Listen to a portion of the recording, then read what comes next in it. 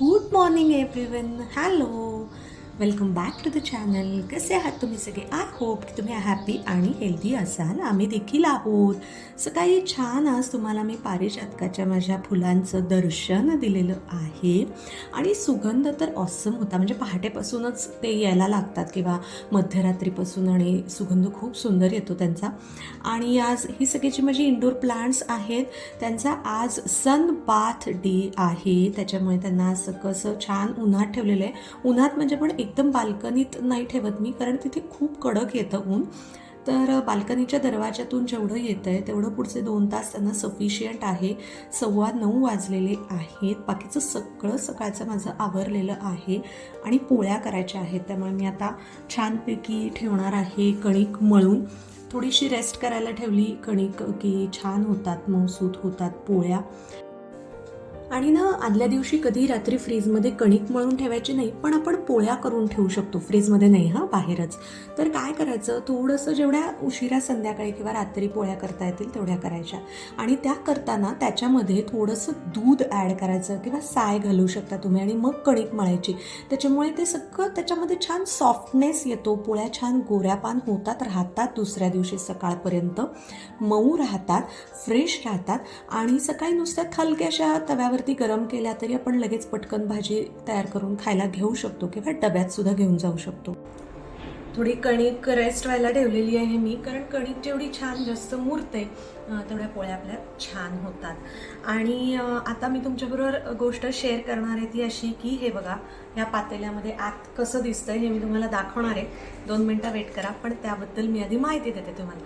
तर हे जे मी बनवलेलं आहे हे लिक्विड खाद्य बनवलेलं आहे माझ्या सगळ्या झाडांसाठी, जे इंडोर आहेत, जे तुम्हाला पाठीमागे इकडे तिकडे दिसतात आणि जे बाहेर पण आहेत बाल्कनीमध्ये जे तुम्ही बघत असता.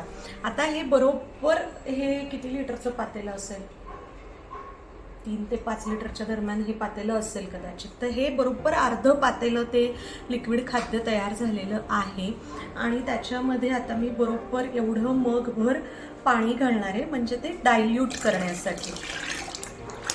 कारण ते आता सगळं कॉन्सन्ट्रेटेड फॉर्ममध्ये आहे ना, तर ते डायल्यूट करण्यासाठी मी हे बनवलेलं आहे. फॅनचा आवाज येत असेल ना, 1 मिनटं वेळ, फॅन बंद करणं 1 मिनटं. तर आता हे असं तुम्ही लिक्विड खाद्यही बनवू शकता किंवा मग कोरडंही बनवू शकतो आपण पावडर फॉर्ममध्ये. तर ते पण मी एकदा केव्हा तरी बनवून दाखवीन. तसंही मी बनवते आणि असंही बनवते.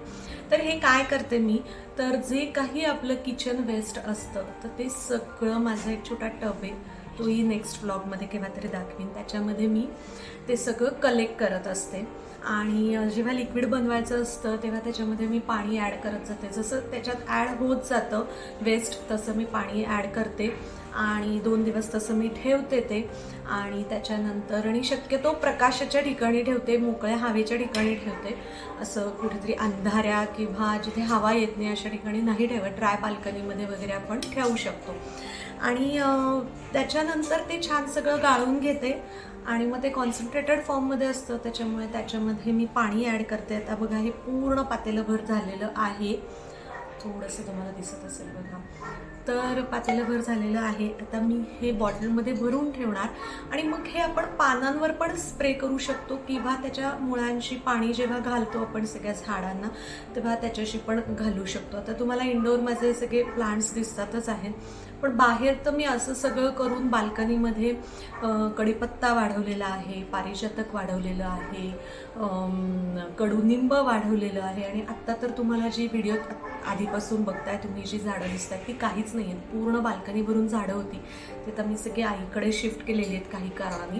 तर आईकडे जाईन तेव्हा मी तुम्हाला दाखवीन की माझ्याकडे गुलाबची कलमं होती, आहेत म्हणजे आता आईकडे आहेत, जास्वंदाची कलमं, अनंत, तगर, कुंद, मोगरा, चांदणीचं झाड, म्हणजे आता मी त्याला लहानपणापासून चांदणीचं झाड म्हणते, त्याला नक्की काय म्हणतात हे तुम्हाला मी जेव्हा ब्लॉगमध्ये दाखवेन एखाद्या आईकडे गेल्यावर तेव्हा मला तुम्ही त्याचं नाव नक्की सांगा. तर अशा पद्धतीने मी हे किचन वेस्टमधून 0 कॉस्ट हे बनवते झाडांसाठी खाद्य, ओलं पण म्हणजे लिक्विड फॉर्ममध्ये पण आणि कोरडं पण पावडर फॉर्ममध्ये पण. त्या व्यतिरिक्त पण मी विकत घेत असते, कारण सगळंच ह्याच्यातून मिळतं असं नाही. सप्लिमेंट्स वेगळी पण काही विकत घेत असते. त्याच्याबरोबर मी नीम तेल पण घेत असते झाडांसाठी, आणि ज्याच्यामुळे खूप फायदा होतो झाडांना. तर आज म्हणलं चला तुमच्याबरोबर नेहमी मी ठरवते ना की काही ना काहीतरी व्हॅल्यू ॲडेड गोष्टी माझ्या ब्लॉगमधनं तुमच्यापर्यंत पोहोचल्या पाहिजेत.